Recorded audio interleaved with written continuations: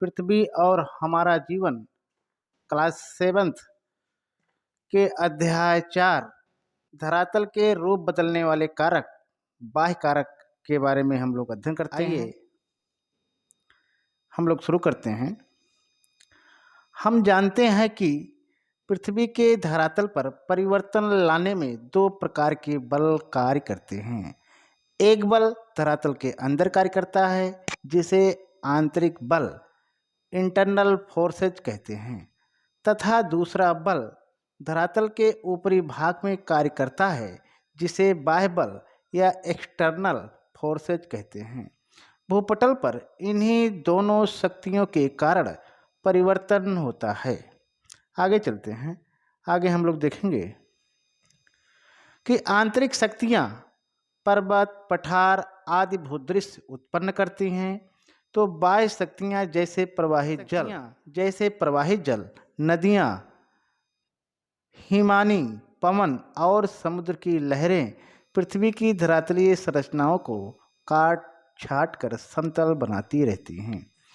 पृथ्वी की बाह्य शक्तियों द्वारा भूपटल के ऊपर तोड़ फोड़ की जाती है, जिससे टूटे हुए टुकड़ों को एक स्थान से दूसरे स्थान पर इकट्ठा करने की क्रिया को अनाच्छादन या डेनुडेशन कहते हैं।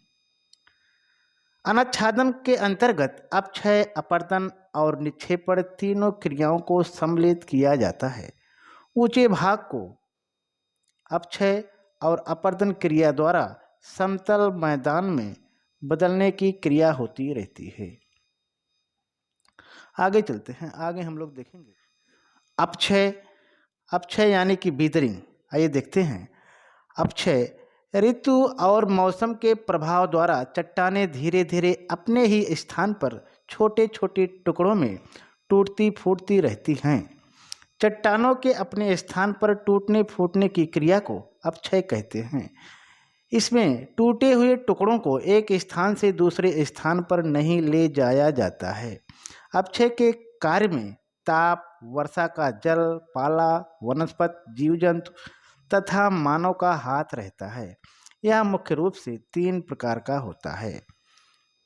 अपक्षय 3 प्रकार का होता है, जिसको भौतिक, रासायनिक और जैविक कहते हैं, यानी फिजिकल, केमिकल एवं बायोलॉजिकल। आगे चलते हैं। आगे सबसे पहले हम लोग देखेंगे भौतिक अपक्षय के बारे में। आइए देखते हैं। भौतिक अपक्षय यानी फिजिकल वेदरिंग। चट्टानें दिन में सूर्य की गर्मी से गर्म होकर फैल जाती हैं और रात में तापमान कम होने के कारण सिकुड़ जाती हैं। इससे चट्टानें धीरे धीरे कमज़ोर पड़ने लगती हैं और टूट जाती हैं। जैसे जलती लालटेन के शीशे पर पानी की छींटें पड़ने पर शीशा चटक जाता है, इससे चट्टानें छोटे छोटे कणों में टूटकर बिखरने लगती हैं। हवा भी अपने प्रभाव से चट्टानों को तोड़ फोड़ देती है। चट्टानों के इस प्रकार टूटने को भौतिक अपक्षय या फिजिकल वेदरिंग कहते हैं। आगे हम लोग देखेंगे रासायनिक अपक्षय या कह लीजिए केमिकल वेदरिंग। आइए देखते हैं। रासायनिक अपक्षय चट्टानों में अनेक प्रकार के खनिजों का सम्मिश्रण पाया जाता है। पानी के संपर्क से इन तत्वों में परिवर्तन होता रहता है। इस परिवर्तन से सैल या चट्टान के बंधन ढीले पड़ जाते हैं और रासायनिक प्रक्रिया से चट्टानें टूटने लगती हैं। इस प्रक्रिया को रासायनिक अपक्षय या केमिकल वेदरिंग कहते हैं। जैसे वर्षा ऋतु में लोहे में जंग लग जाता है, बाद में यह जंग लोहे की परत को ढीला करके अलग कर देता है। आगे चलते हैं। आगे हम लोग देखेंगे तीसरा अपक्षय है जैविक अपक्षय। जैविक अपक्षय या बायोटिक वेदरिंग। आइए देखते हैं। बायोटिक वेदरिंग पृथ्वी पर रहने वाले जीव जंतु तथा मानव की विभिन्न प्रक्रियाओं द्वारा भी चट्टानें कमज़ोर होती हैं।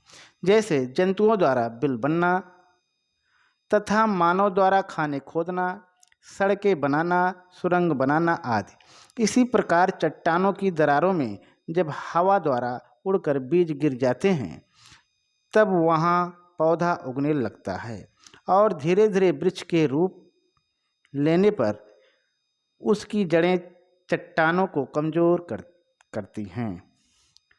इसे जैविक अपक्षय या बायोटिक वेदरिंग कहते हैं।